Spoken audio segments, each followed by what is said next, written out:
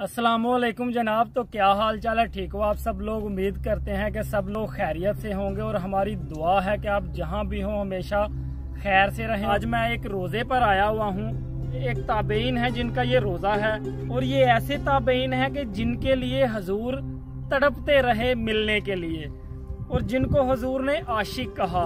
और ऐसे ये ताबईन है कि जिनसे हजूर ने अपने सहाबा को दुआ करवाने के लिए कहा। ये ऐसे ताबईन है कि जिनकी हवा लेने के लिए हजूर अपने बटन खोल के यमन की तरफ लंबी लंबी सांसें लेते कि यहाँ से मेरे मुहिब की, मेरे रहमान की खुशबू आ रही है, हवा आ रही है।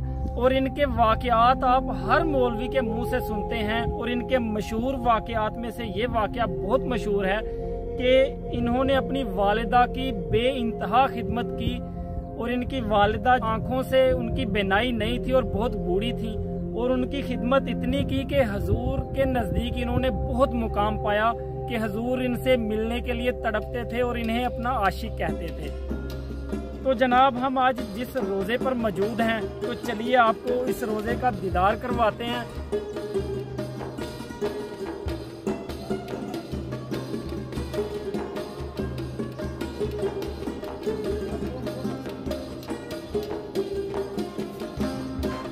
तो जी जनाब, हम जिस रोज़े की बात कर रहे हैं वो रोज़ा ये है, हजरत अवैस करनी का रोज़ा है।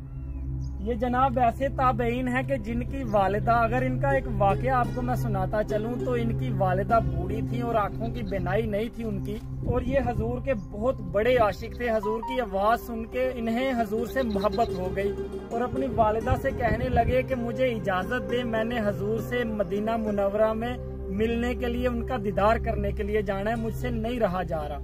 तो इनकी वालिदा क्योंकि बूढ़ी थी और आंखों की बिनाई नहीं थी, हजरत अवैस करनी से इनकी वालिदा ने अर्ज किया कि ठीक है चले जाओ, लेकिन शाम होने से पहले पहले वापिस आ जाना।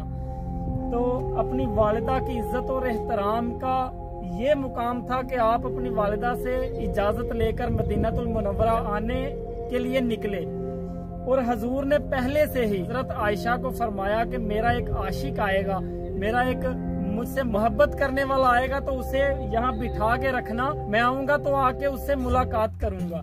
आप किसी काम के सिलसिले में घर से चले गए और जब हजरत अवैस करनी मदीनातुल मुनव्वरा पहुंचे और आकर दरवाजे को दस्तक दी तो हजरत आयशा बाहर आई और आके पूछा उनसे, तो आपने फरमाया मैं अवैस करनी हूँ और हजूर का दीदार करने आया हूँ। तो हजरत आयशा ने फरमाया हाँ, आपके मुतालिक हजूर ने बताया है मुझे, आप मस्जिद नबवी में बैठे, हजूर आएंगे तो आपसे मुलाकात फरमाएंगे।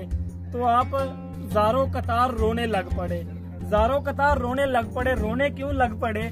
कि उनकी वालिदा ने कहा था कि शाम से पहले पहले बेटा वापिस आना है। तो आपने हजरत आयशा से फरमाया कि मेरे पास तो इतना टाइम नहीं है, तो आप उन्हें वो बोलकर चले गए। ये मुकाम था अपनी वालिदा की इज्जत और एहतराम का कि अपनी वालिदा के हुक्म की ऐन तमील करते हुए हजूर का दीदार किए बिना अपनी वालिदा के हुक्म पर अमल करते हुए वापस घर आ गए। आपको अपनी वालिदा की इतनी खिदमत और एहतराम करने का सिला क्या मिला? सिला ये मिला कि हर मौलवी, वो किसी भी मकतबा फिक्र से ताल्लुक रखता हो, वो आपका हर तकरीर में जहाँ पर वालिदैन की इज्जत एहतराम की बात आएगी, आपका जिक्र किए बिना उसकी तकरीर मुकम्मल नहीं होगी। और हजूर को आपसे कितनी मोहब्बत थी? हजूर को आपसे इतनी मोहब्बत थी कि हजूर अपने सहाबा के पास खड़े होकर अपने बटन ये सारे खोल के यमन की तरफ ऐसे मुंह करके लंबी लंबी सांसें लेते। सहाबा इकराम ने एक दिन हजूर से पूछा, आप काफी दिन से मुसलसल ये अमल कर रहे हैं, हजूर ऐसा क्यों कर रहे हैं? तो मेरे हजूर ने फरमाया कि इस तरफ यमन की तरफ मेरा एक आशिक है, मेरा एक आशिक रहता है जो मुझसे मिलने के लिए तड़पता है। तो इस तरफ मैं मुंह करके लंबी लंबी सांसें इसलिए ले रहा हूँ कि मुझे अपने उस रहमान की ठंडी हवा इधर से आ रही है, उसकी खुशबू आ रही है। तो हजूर की इनसे मोहब्बत, इतनी मोहब्बत थी। और मोहब्बत का ये आलम था कि हजूर ने हजरत अलीउल मुर्तज़ा और हजरत उमर फारूक को फरमाया कि मेरा एक आशिक होगा, जब तुम मुझसे मिलो तो उससे मेरी उम्मत की मगफिरत की दुआ करना।